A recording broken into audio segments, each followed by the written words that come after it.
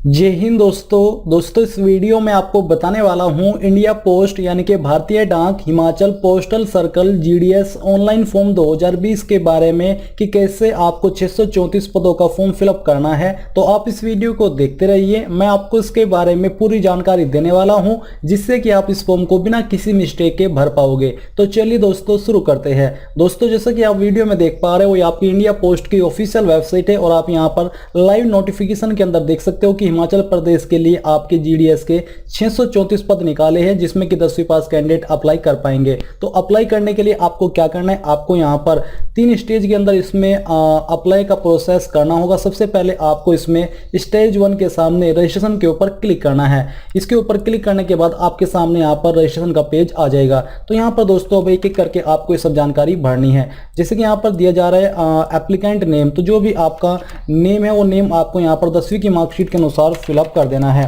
चलिए हमने यहाँ पर इसको फिलअप कर दिया है। फिर आता है फादर नेम, यहाँ पर अब आपको अपने पिताजी का नाम डालना है। ये भी आपको 10वीं की मार्कशीट के अनुसार भरना होगा। आपका वैलिड मोबाइल नंबर क्या है वो आपको मोबाइल नंबर यहाँ पर एंटर करना है। अगर आप आधार नंबर देना चाहते तो यहाँ पर दे दीजिए, नहीं तो आप इसको खाली भी छोड़ सकते हैं। फिर आपको अपनी ईमेल आईडी भी यहाँ पर एंटर कर देनी है। इसको एंटर करने के बाद आप नीचे देखोगे डेट ऑफ बर्थ, तो जो भी आपकी डेट ऑफ बर्थ है वो यहाँ से आपको सिलेक्ट करनी होगी। पहले यहाँ से अपना ईयर सिलेक्ट कीजिए, फिर इसके बाद यहाँ से अपना मंथ सेलेक्ट कीजिए और यहाँ से अपना डे सेलेक्ट कर लीजिए, तो आपकी डेट ऑफ बर्थ आ जाएगी। जेंडर आपका जो भी है वो यहाँ से आपको सिलेक्ट कर लेना है।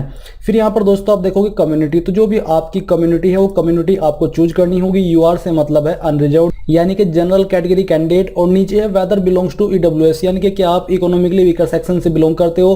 अगर करते हो तो यस कीजिए, नहीं तो आपको नो करना होगा। साथ ही अगर आप यस करोगे तो आपको सर्टिफिकेट भी अपलोड करना होगा। फिर आपका आता है are you a person with disability, क्या आप विकलांग हो, अगर हो तो यस कर दीजिए, नहीं तो आपको नो करना है। अगर आप यस करोगे तो आपको टाइप ऑफ डिसेबिलिटी और सिलेक्ट सब टाइप ऑफ डिसेबिलिटी भी चूज करना होगा। नीचे आता है सर्कल इन विच 10 क्लास पास, यानी कि आपने किस सर्कल से अपनी 10वीं पास की है वही सर्कल आपको यहाँ से चूज कर लेना है।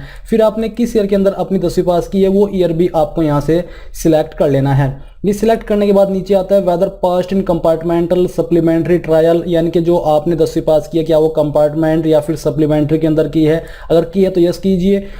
यहाँ पर आपको सिलेक्ट करना होगा कि पास्ट इन फर्स्ट अटेम्प्ट या फिर इसके अंदर। तो अगर आपने पहली बार में पास कर ली थी तो आपको ये सिलेक्ट कर लेना है।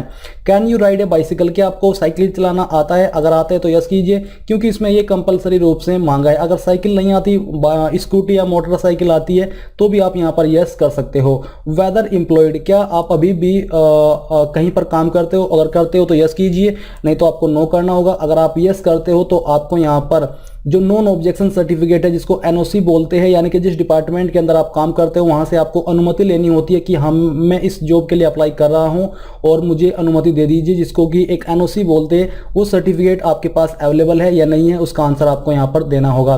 फिर जो यहाँ पर कैप्चा कोड दिया जा रहा है, कैप्चा कोड आपको फिलअप करना है और फिलअप करने के बाद जितनी भी जानकारी आपने यहाँ पर भरी है इन सभी को अच्छे से चेक कर लेना है और आपको यहाँ पर इनके ऊपर टिक करने के बाद पूरी अच्छे तरीके से श्योर होकर के सबमिट के ऊपर क्लिक करना है। सबमिट के ऊपर क्लिक करने के बाद दोस्तों यहाँ पर आपके सामने आपका प्रिंट आ जाएगा जिसमें कि आपको सभी जानकारी दी जाएगी, जैसे कि रजिस्ट्रेशन नंबर, आपका नाम, आपका फादर नेम, डीओबी और अन्य जानकारी। तो यहाँ पर आपको देखने को मिल पा रहा है कि इसमें जनरल ओबीसी को 100 रुपये एप्लीकेशन फीस पे करनी है पर 5 सेट के लिए, जो कि आप प्रेफरेंस देते हो, और जो SC/ST कैंडिडेट उनको कोई फीस देने की आवश्यकता नहीं होती। तो अगर आप यहाँ से जानकारी को प्रिंट करना चाहते हो तो प्रिंट के ऊपर क्लिक करके इसको प्रिंट कर लीजिए ताकि आपके पास ये जानकारी सेव हो जाए। तो प्रिंट करने के बाद दोस्तों आपको क्या करना है, आपको फिर से इस वेबसाइट के होम पेज पर आ जाना है और आने पर अगर आपने इस फॉर्म को जनरल ओबीसी ईडब्ल्यूएस से भरा है तो आपको स्टेज 2 फी पेमेंट के ऊपर क्लिक करना होगा। इसके ऊपर क्लिक करने के बाद यहाँ पर आपके सामने कुछ इस तरह का इंटरफेस आ जाएगा जो कि आप यहाँ पर देख पा रहे हो।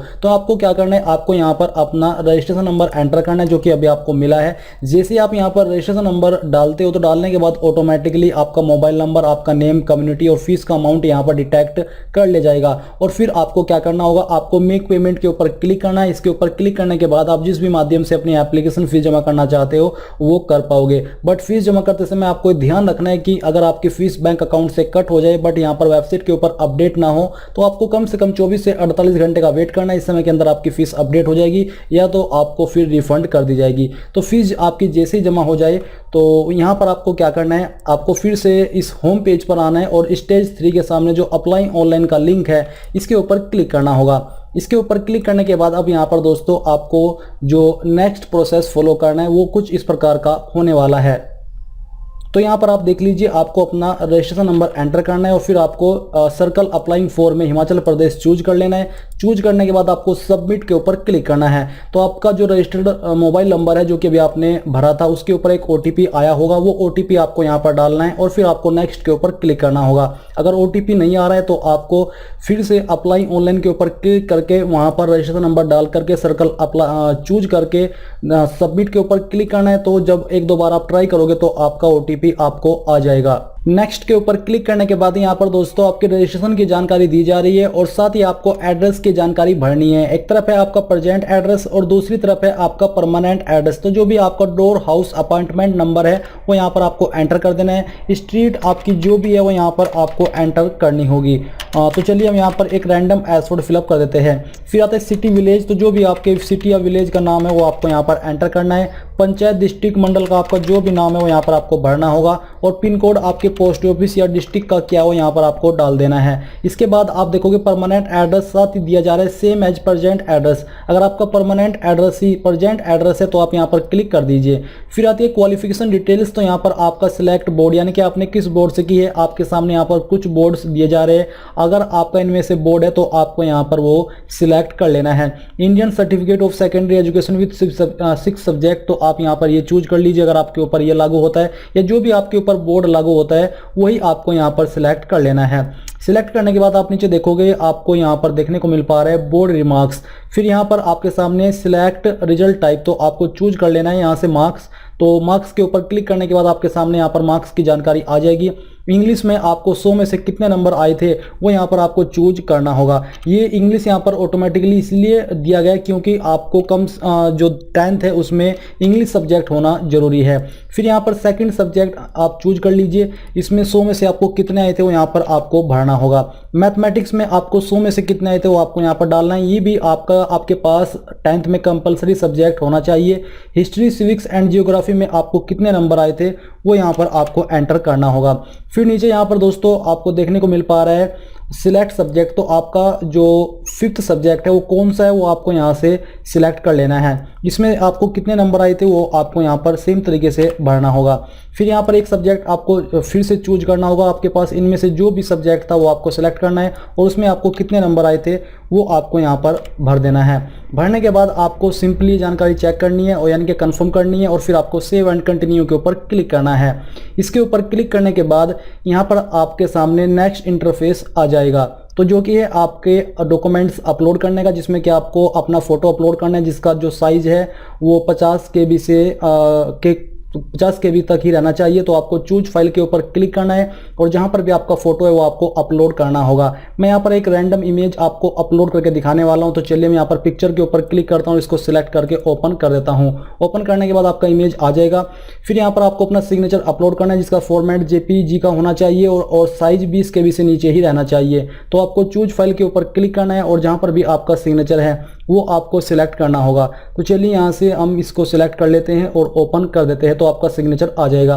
सेम तरीके से आपको यहाँ पर 10th की मार्कशीट अपलोड करनी है। तो चलिए यहाँ पर हम एक इमेज सिलेक्ट करके इसको अपलोड कर देते हैं, तो आपकी मार्कशीट यहाँ पर आ जाएगी। फिर है upload supplementary marks memo first, यानी कि अगर आपने 10वीं सप्लीमेंट्री ट्रायल में की है तो उसका जो सर्टिफिकेट है वो आपको अपलोड करना होगा। अगर आपने फर्स्ट टर्म के अंदर 10वीं कर ली थी तो आपको ये अपलोड करने की कोई भी आवश्यकता नहीं है। सेकंड भी आपको इग्नोर करना है। थर्ड आता है अपलोड कंप्यूटर सर्टिफिकेट, तो यहाँ पर दोस्तों आपसे कंप्यूटर सर्टिफिकेट मांगा है। अगर आपने एलिजिबिलिटी की वीडियो वॉच कर ली है जो कि कम से कम 60 डेज का होना चाहिए और वो चाहे किसी भी डिपार्टमेंट से हो, प्राइवेट हो, गवर्नमेंट हो, वो चल जाएगा, बट कम से कम 60 डेज का होना चाहिए। तो जो भी आपका सर्टिफिकेट है वो यहाँ पर आपको चूज फाइल करके अपलोड कर देना है। अगर आप इसको अपलोड नहीं भी करते तब भी आप अप्लाई तो कर पाओगे बट आपकी प्रेफरेंस कम हो जाएगी। मैं इस फॉर्म को डेमो के रूप में भर रहा हूँ इसलिए मैंने यहाँ पर एक इमेज ऐसे ही अपलोड कर दिया। फिर यहाँ पर जो डिक्लेरेशन दिया जा रहा है आपको इन सब के ऊपर टिक करना है। आप चाहे तो इनको रीड भी कर सकते हैं। ये करने के बाद यहाँ पर आपको इन डॉक्यूमेंट को चेक करने के बाद नीचे आकर के कंटिन्यू के ऊपर क्लिक करना है। इसके ऊपर क्लिक करने के बाद यहाँ पर दोस्तों आपके सामने आता है अपलोड डॉक्यूमेंट्स में अपलोड कास्ट ईडब्ल्यूएस सर्टिफिकेट, यानी कि अगर आप इस फॉर्म को जनरल ओबीसी से SC ST OBC से भर रहे हो या ईडब्ल्यूएस से भर रहे हो तो आपको उसका सर्टिफिकेट यहाँ पर अपलोड करना होगा। और जो आपका ओबीसी सर्टिफिकेट है ये सेंट्रल गवर्नमेंट के द्वारा रिकॉग्नाइज्ड होना चाहिए। तो आपको सेम तरीके से चूज फाइल के ऊपर क्लिक करके वो सर्टिफिकेट यहाँ पर अपलोड करना है। मैं फिर से इस फाइल को अपलोड कर देता हूँ। करने के बाद यहाँ पर डिक्लेरेशन के नीचे आपको क्लिक करना है और फिर से आपको कंटिन्यू के ऊपर क्लिक कर देना है। अब दोस्तों आपके सामने आती है प्रेफरेंसेस की जानकारी, जिसमें कि आपको सबसे पहले डिवीजन सिलेक्ट करना है। फिर उस डिवीजन के अंदर आप कौन से पोस्ट को कितनी प्रेफरेंस देना चाहते हो वो यहाँ से आपको चूज करना होगा। सेम तरीके से आपको ऑप्शन 2 में अपनी डिवीजन चूज करनी है और चूज करने के बाद आप उसके अंदर किस पोस्ट को कितनी प्रेफरेंस देना चाहते हो वो आपको सिलेक्ट कर लेना है। फिर आपको सेम तरीके से यहाँ पर 3rd division 4th division 5th division के डिवीजन सिलेक्ट करके पोस्ट ऑफिस को प्रेफरेंस देनी है। ये पांचों प्रेफरेंस देने के बाद आपको यहाँ पर नीचे सेव एंड प्रिंट के ऊपर क्लिक करना है। इसके ऊपर क्लिक करने के बाद आप देखोगे एप्लीकेशन सबमिटेड सक्सेसफुली, आपको यहाँ से ओके करना है। और ओके करने के बाद अब आप अपने एप्लीकेशन फॉर्म का यहाँ से प्रिंट ले सकते हो। अगर आपके पास अभी प्रिंटर मौजूद नहीं है तो आप प्रिंट के ऊपर क्लिक करके यहाँ से इसको PDF के रूप में सेव कर लीजिए और बाद में प्रिंट करा लीजिएगा। अब आपको मैं बताता हूँ कि अगर आप सेकंड 5 से ज़्यादा प्रेफरेंस देना चाहते हो तो वो कैसे दे पाओगे। तो आपको फिर से होम पेज पर आना है और यहाँ पर स्टेज 3 के सामने अप्लाई ऑनलाइन के ऊपर क्लिक करना है। इसके ऊपर क्लिक करने के बाद अपना रजिस्ट्रेशन नंबर यहाँ पर एंटर करना है, सर्कल आपको यहाँ पर चूज कर लेना है। फिर आपको सबमिट के ऊपर क्लिक करना होगा। इसके ऊपर क्लिक करने के बाद यहाँ पर आपको अपनी डेट ऑफ बर्थ डालनी होगी जो कि आपने अभी रजिस्ट्रेशन करते समय इस्तेमाल की थी। तो चलिए हम यहाँ से इसको फिलअप कर देते हैं। ये फिलअप करने के बाद आपको नेक्स्ट के ऊपर क्लिक करना है। इसके ऊपर क्लिक करने के बाद आपको यहाँ से ओके करना है और आप यहाँ पर देखोगे कि आपको जो नोटिफिकेशन आया था वो ये था कि आप ऑलरेडी 5 प्रेफरेंस दे चुके हो। अगर आप जो बाकी की 15 प्रेफरेंस है वो भी देना चाहते हो तो यहाँ से दे सकते हो। आप यहाँ पर देख सकते हो कि यूज्ड ऑप्शन 5 और जो टोटल एलिजिबल ऑप्शन है वो 20 है और अवेलेबल ऑप्शन 15 है। तो आप सेम तरीके से 5 और प्रेफरेंसेस यहाँ पर दे सकते हो। इस प्रकार से दोस्तों आप 5 से ज़्यादा प्रेफरेंस दे पाओगे और टोटली इस प्रकार से आप Himachal Pradesh post office GDS यानी कि ग्रामीण डाक सेवक ऑनलाइन फॉर्म 2020 को भर पाओगे। आई होप ये जो प्रोसेस है वो आपको पसंद आया होगा। अगर कहीं पर आपको कोई प्रॉब्लम आई है इस फॉर्म को भरने में या कुछ जानकारी आपको समझ में नहीं आ रही है तो आप मुझे कमेंट करके पूछ सकते हो। मैं कोशिश करूंगा कि जितना जल्दी हो सके आपको आंसर कर सकूं। और इस वीडियो के लास्ट में बस आपसे ये कहना चाहूंगा कि प्लीज आप इस वीडियो को लाइक शेयर और साथ ही साथ आपके अपने यूट्यूब चैनल ज्ञानदेव होस्ट को सब्सक्राइब कर ले और सब्सक्राइब करने के बाद बेल के आइकन को दबा दे ताकि आपको आगे आने वाली वीडियोस के नोटिफिकेशन सबसे पहले मिल पाए। जय हिंद दोस्तों।